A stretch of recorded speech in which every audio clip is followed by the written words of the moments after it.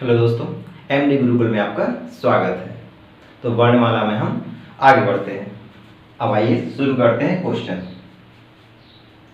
देखिए पहला क्वेश्चन, भाषा की सबसे छोटी इकाई क्या होती है? बताया था शुरुआत में,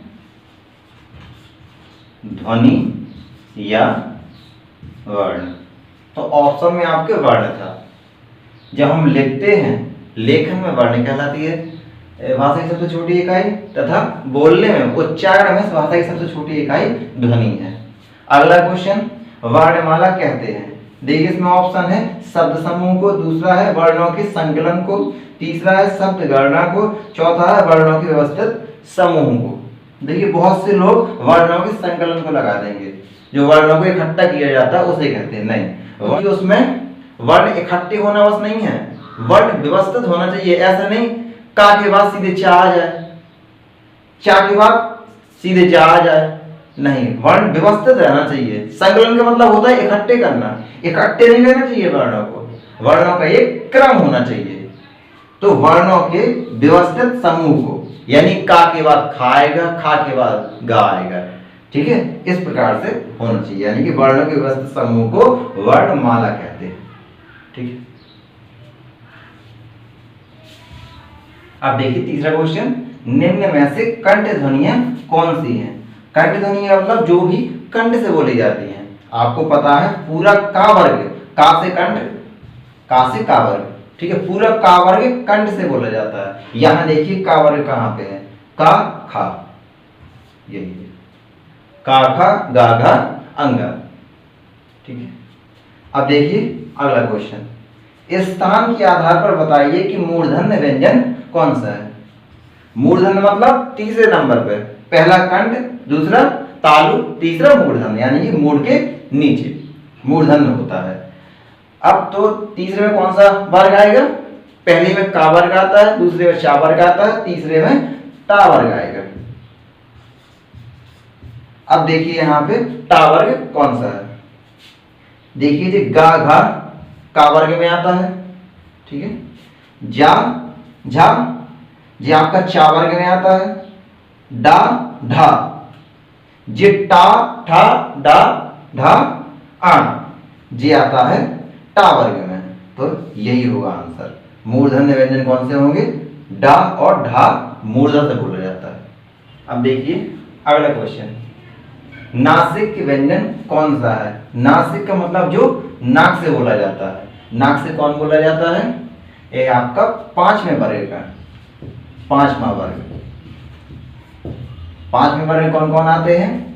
अंगा, इंगा, आड़ा, ना और मा। बताइए अब कौन कहां है? सातों होगा नहीं तो इंया होगा। देखिए ना गा होगा, गा किस में आएगा? ये आपका का वर्ग में आएगा। किससे बोला जाता है? कंठ से। ये जा है, ये चा वर्ग में आएगा। चा वर्ग कहां से बोला जाता है?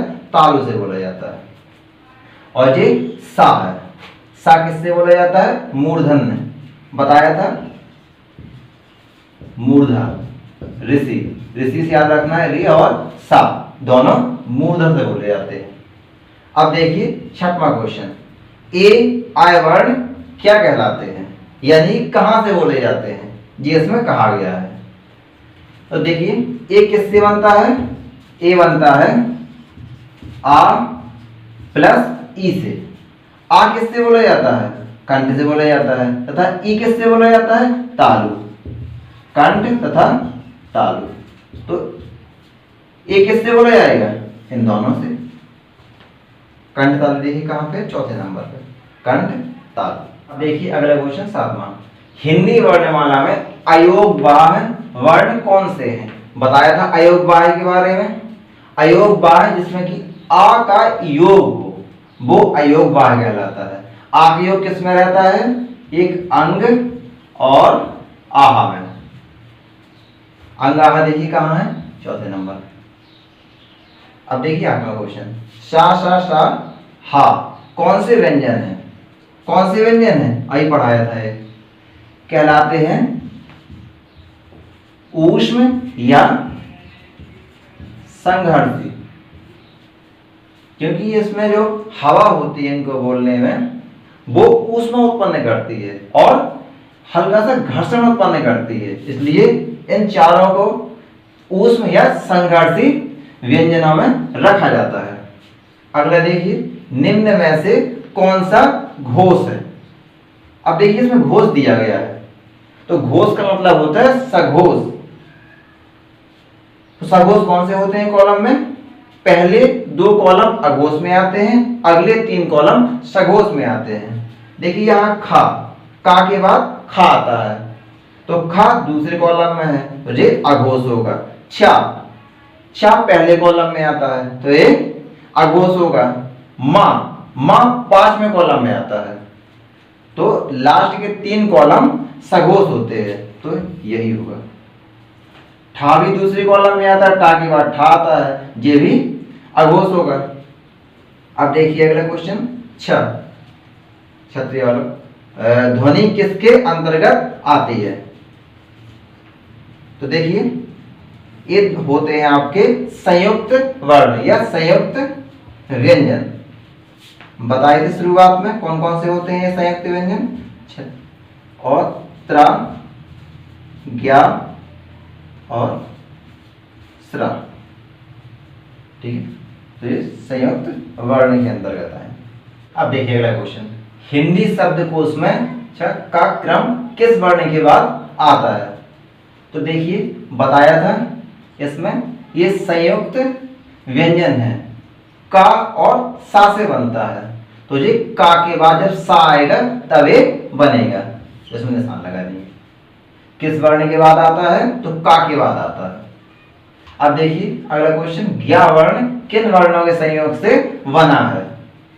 तो पहला है जा प्लस इञ, दूसरा है जा हलन प्लस इञ। अब देखिए बहुत से लोग पहले में निशान लगा देंगे, क्यों? क्योंकि उन्हें जा प्लस इञ याद है, इसलिए मैंने शुरुआत में बताया था कि संयोग जब भी याद करना किन से बनता है उसमें हलंत जरूर लगाना है, क्योंकि पहले अक्षर में हलंत है। चाहे वो बनता है का हलंत प्लस सा से, ऐसी ज्ञा है, ज्ञा जा हलंत प्लस इञ से बनता है, ना कि इससे, ठीक है। तो जा हलंत प्लस इञ याद रखना। अगला क्वेश्चन, अघोष वर्ण कौन सा है?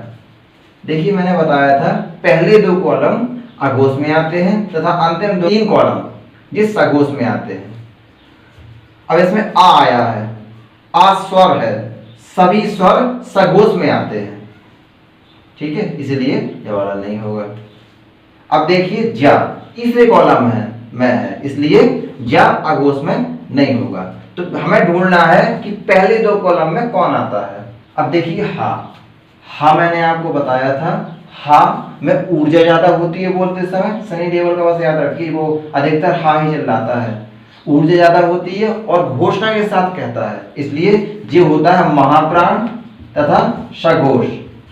अब बचा सा, तो सा जी कोश में होता है, ठीक है। तो बताया था मैंने अंतस्थ व्यंजन होते हैं, जो अंतस्थ व्यंजन अल्प में आते हैं तथा ऊष्म व्यंजन ये महा में आता है, लेकिन उसमें अल्प होता है अंतस्थ में और साथ में सघोष होता है, लेकिन ऊष्म में जस्ट उल्टा होता है, सघोष का उल्टा अघोष, यानी कि ये सा जो है वो अघोष में आएगा, ठीक। अब देखिए अगला चौदहवां, घा का उच्चारण स्थान क्या होगा?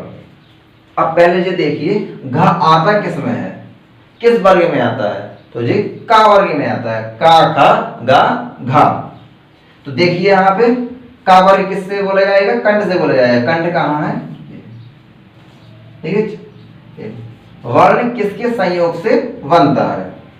अच्छा, वर्ण किसके संयोग से बनता है? तो जे का हलंत प्लस सा से बनता है, ऐसे ही याद रखिए, क्योंकि इसमें पहला ऑप्शन का प्लस सा है, तो का हलंत प्लस सा। आज के लिए इतना ही। जिसने भी सब्सक्राइब ना किया हो चैनल, कृपया इस चैनल को सब्सक्राइब करें और बेल आइकन दबाएं, जिससे कि आपको वीडियो का नोटिफिकेशन मिलता रहे। तो अच्छा लगे तो लाइक जरूर करें। धन्यवाद।